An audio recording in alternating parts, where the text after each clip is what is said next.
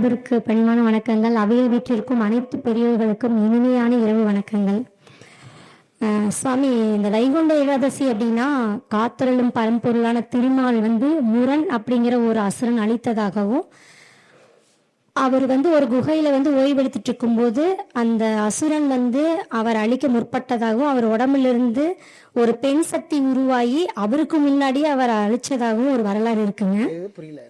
முரண் அப்படிங்கிற ஒரு அசுரனை பெருமாள் அழிக்கிறதுக்காக போறாருங்க. அந்த சமயத்துல பெருமாள் சூரிய அஸ்தமனம் ஆகிறதுக்கு முன்னாடியும் சூரிய உதயத்துக்கு அப்புறம் தான் போர் விடுங்க இல்லைங்களா. சூரிய அஸ்தமனுக்கு அப்புறம் அவங்க ஓய்வு வரைக்கும் போயிடலாம். பெருமாள் ஓய்வு எடுக்கிறதுக்கு போயிட்டாரு ஒரு குகையில. அப்ப இவரை நம்ம நேரடியா அழிக்க முடியாது, மறைமுகமா அழிக்கணும் அப்படிங்கிறதுக்காக அவர் வர்றாரு. அஸ்தமனத்துக்கு அப்புறம் அந்த அசுரன் வர்றாரு. பெருமாள் சயனித்துட்டு இருக்கும் போது அவரோட உடம்பிலிருந்து ஒரு பெண் சக்தி உருவாகி அந்த அசுரனை அழித்ததாகவும், அந்த பெண்ணுக்கு ஏகாதசி அப்படிங்கிற ஒரு பெயரை பகவான் வச்சதாகவும் புராணம் சொல்லுது. இப்ப நான் என்ன கேட்கிறேன்னா, ஒவ்வொரு மாதமும் ஏகாதசி வருது, ஏன் இந்த மார்கழி மாதத்துல வர வைகுண்ட ஏகாதசி மட்டும் நம்ம முக்கோடி ஏகாதசின்னு ரொம்ப சிறப்பா நம்ம கொண்டாடலாம்? நாம அதுக்குதான் குளிமை இருக்கோம் இல்லைங்களா. அத உங்களுடைய வழியில எங்களுக்கு நீங்க சொல்லணும்னு விரும்புறேன். அப்ப என்னுடைய வழி வேற, உங்க வழி வேறையா?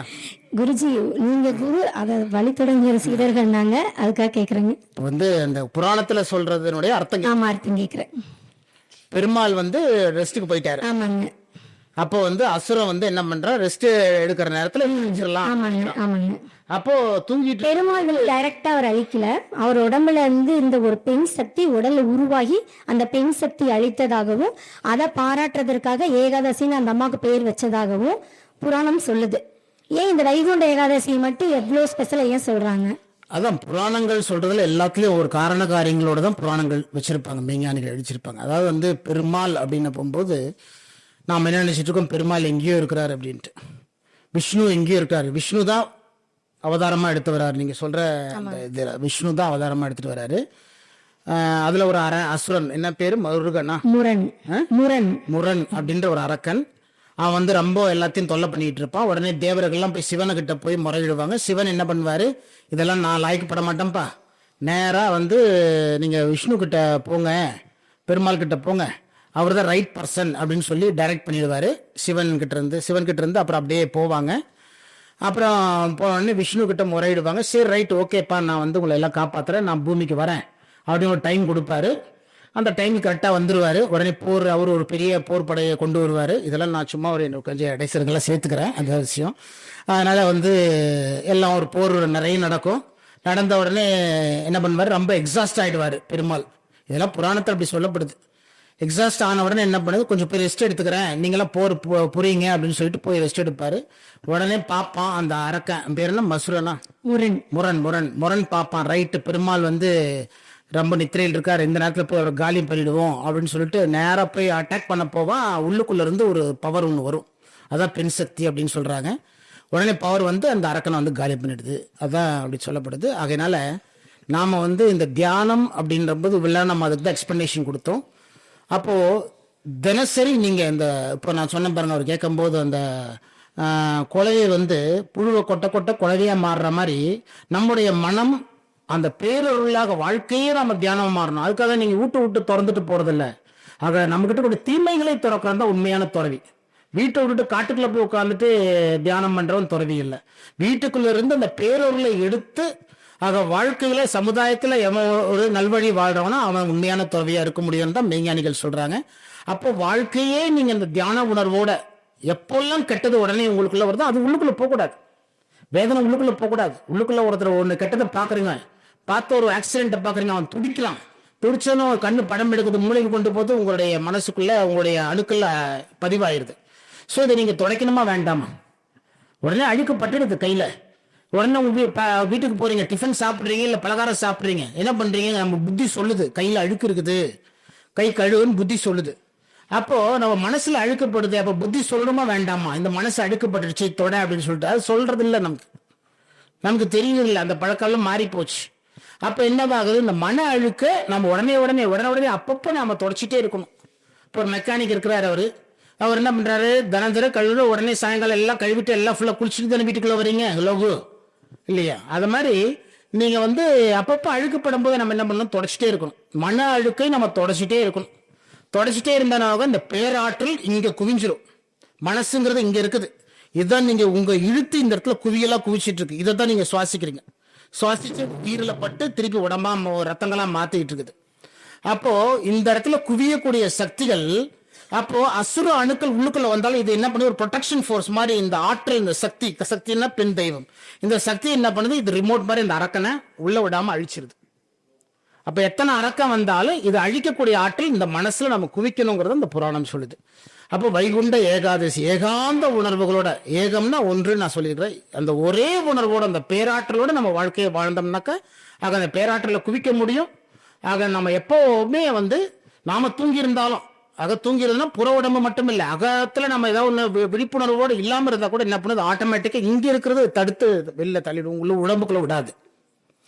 அந்த அளவுக்கு நம்ம பவரை சேர்க்கணுங்கிறது தான் மெய்ஞானிகள் அந்த புராணத்துல சொல்றாங்க. சரிங்க குருஜி, அடுத்தது ஒரு கேள்விங்க. இப்ப வந்து வைகுண்ட ஏகாதசி அன்னைக்கு தான் பெருமாள் கோயில்ல அந்த பரமபத வாயில திறப்பாங்க இல்லைங்களா, அதை சொர்க்க வாசல் திறப்புன்னு சொல்றாங்க. அப்ப வந்து நமக்கு சொர்க்கமா இருக்கிறது நம்ம உயிரில் நீங்க சொல்லியிருக்கீங்க. அப்ப அந்த இல்ல சொல்லியிருக்கீங்க ஆல்ரெடி, நாங்க தான் வந்துட்டு இருக்கோம் தொடர்ந்து. அப்ப அந்த உயிரை வந்து நம்ம பலப்படுத்தணுமா, அதுக்கு என்ன மீனிங் எனக்கு சரியா தெரியல. சொர்க்க வாசல் திறப்பு அப்படின்னு என்னங்க? இந்த உடம்புக்கு வடக்கு எங்க இருக்கு அப்படின்னா தலைப்பகுதி. ஸோ இது காது உள்ளுக்குள்ள போகுது, மூக்குல நீங்க சுவாசிக்கிறீங்க, சாப்பிட்றீங்க உள்ளுக்குள்ள போகுது, கண்ணு பாக்குது, இது எல்லாமே இங்க தான் இருக்குது. இதெல்லாம் வடக்கு பகுதி, தலைப்பகுதி வடக்கு பகுதி. இது மையப்பகுதி. நீங்க சாப்பிட்டதெல்லாம் இங்க ஜீரணமாகி ரத்தமா மாறுது.